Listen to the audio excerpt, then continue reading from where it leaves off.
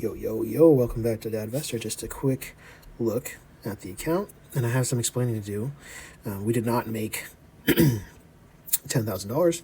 I transferred in my other account, right? So I had another account. It was an individual account, exactly the same as this, margin account. And it came to my attention that there's way more benefits to having everything in one thing. Compounding is better. And so I transferred all my underlyings to this account because it just gives me a lot of benefits. So one of them is now I don't get flagged by day trading, so I can do more 0-day, 0 DTE options, and that has been remarkable. So I'll basically show all the 0 days I've been doing, because I haven't lost a single one, but I'm doing something very specific, and so stay tuned for that. But before that, I wanted to go over what I'm doing in general. Y'all know what I'm doing. It's the dividend ETFs, it's the wheel, and then it's the S&P 500 with a VIX hedge. So those three strategies are doing real good, and I'm kind of leaning into the VIX, not so much the VIX itself, but more the S&P 500 using the SPX and XSP, as you can see here. So these are my wheel stocks. I got assigned last week because everything kind of dropped. And so now that everything's coming up, my cover calls are probably going to get called away, but I will roll the ones I want to keep. So I want to keep this. I'm going to roll it tomorrow. So it's the 25th today.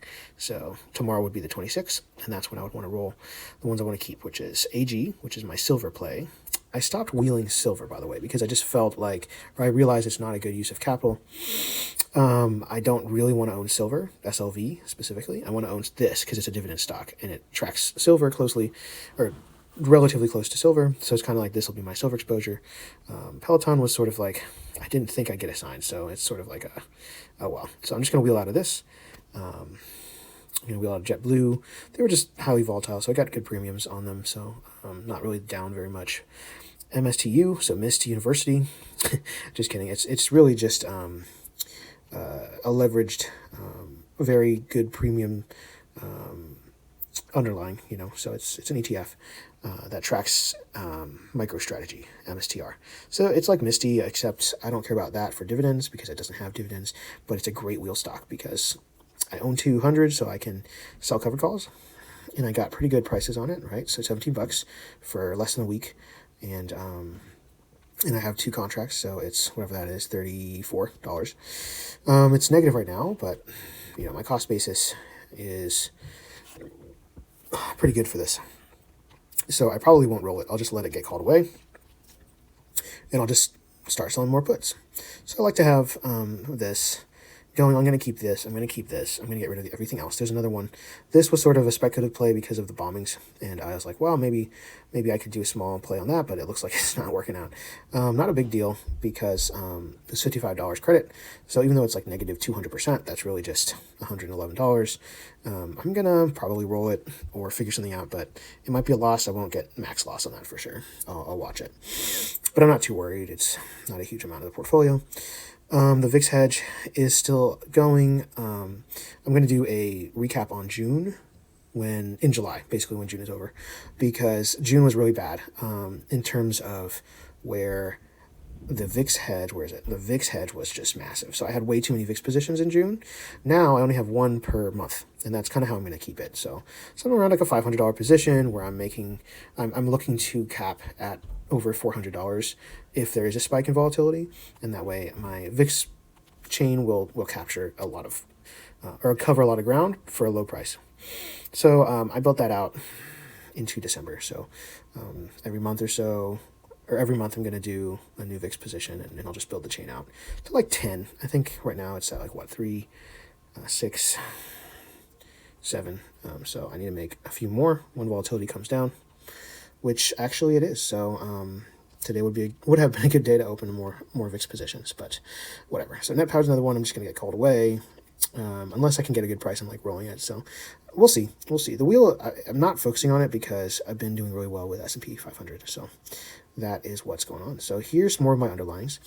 I bought a little bit of SPY, and I'm just going to buy the dips a little bit because long term I want to wheel SPY, and it does pay dividend. Like it's fine. I'm not going to put a lot of money into it because it's not good use of capital compared to something like JEPI or JEPQ or even SCHD, which I love. But I inherited a lot of these, or I transferred a lot of these in. Like JEPI, I didn't buy on this account. I bought it on a different account. So this is sort of a surprise. I love this thing. It's interesting, but it gives me exposure to markets outside of the U.S., ex-US factor tilt, whatever that means. And it pays a dividend, and it's pretty well diversified, so I like this one. Has a pretty good expense ratio and a pretty good 30-day yield. So I'm not putting much into it, but I'm letting it drip. So then I want to keep this. I'm also a fan of YMAG and YMAX, so I'm going to keep them, and I've started to drip them because they don't produce that much anyway. And then long term, I would like to own a couple hundred shares, maybe 1,000 shares each, again, long term. And that would be a small part of my portfolio to kind of drip, or at that point, I guess I would just take the dividends and that would just be a producer. These would be producers. Coney and Misty, I'm sitting pretty good. I'm sitting pretty. So Misty, I'm not going to use either of these or any of my yielders, which includes these up here. I'm not going to use them as wheel stocks because I got called away on Misty. I got my shares called away ahead of time, even though I was winning the trade. So they just called my shares right before the dividend. And I realized that's probably what a lot of people do so that they can get a decent price and they can still get the full dividend yield. But I lost the dividend. So then I got paid not much. So I lost a couple $100 potentially of what I could have been making, but I got my entire cost basis improved. So in terms of Misty, I'm basically ahead. But I could have been even more ahead. So I'm not really sore about it because I am ahead. And I did the spreadsheet, which I will show you later. Coney, it's improving because I bought more shares, so my cost base is better. So it's only down by 8%, which is awesome. So I'm just going to keep that running. And I'm not dripping Coney or Misty. I'm just letting them, not feed me, but, feed the portfolio. So those are my yielders. I'm not dripping those. Now the bottom four are just wheel stocks. I'm going to keep this. AG is at the top because I kind of want to have that long term. And I just like it. I have a liking to it. It has a good, it's a good stock. It's not like the best stock or anything. I'm not necessarily promoting it. I don't necessarily think you should do it. If you're interested, look into it. But I just like having silver exposure. I think silver is the best precious metal, even though gold is cool. Gold is not as functionally useful as silver. So to me, silver is like special. Also, if werewolves come for you, use that silver. JetBlue, trying to get rid of it, wheeling out of that, wheeling out of this. And then Net Power wheeling out of it, but if I can get good prices, it's so cheap. So I don't mind having like a super cheap wheel stock that I can roll every week. But so that's that. So now we'll get into looking at the profit loss, and then why, and then kind of what I'm doing with 0-day options. So if you remember from when I recapped May was really good. Like to the point where I made over $1,000. I think over $2,000, whatever. It was over $1,000, which is really good. Especially and more than that when you add in the dividends. But this month is, well, it's not so good. And a lot of that's because of the VIX hedge expirations. So you can see here, I had two VIX positions for the same date because one was better than the other. And I was trying to see if I could actually make money on it. And I didn't. So I lost, I don't know what that is, 100 plus, maybe less than 200, I think. But either way, I lost a good amount there. I mean, you can see we're still up, like obviously. But, but what I really care about is to show you these short Iron Condors and the 4 option positions, which maybe I didn't do in May. This is May, sorry. So May doesn't even count. So, like I said, I'm out of silver now. And I'm out of American Airlines, even though it's just, with a wheel, I'm just going to restrict it to things I want to own, and I don't want to own American Airlines, and I don't want to own silver. So I'm just going to stick to AG. I'm going to stick to MSTU. Not that I want to own MSTU forever. It's just fun, and it's low cost enough to where, and it's high premium enough to where it's worth wheeling it and owning it and selling covered calls. I guess that's what it is. Whereas the covered calls on this are terrible, and I don't want to own silver because it's so expensive for a wheel stock for me right now. But in the background, the reason why that is true again is because of the 0-day. Strategy that I'm running, which is not part of the 3 strategies that I kind of mainly recommend, and that's because it's still testing. But I am using a lot of the concepts that I'm learning to, I'm applying that. It's basically volatility. It's just volatility and time. So theta decay and Vega. So this is a role, Clean Spark I might get back into, but I couldn't find a good price.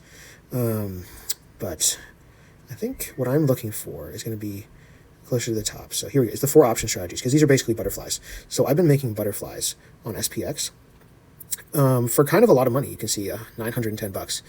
That's out of, I believe, let's see what the distance between the strikes here is. So it's 4 option strategies, so it's 10, so it's 1,000.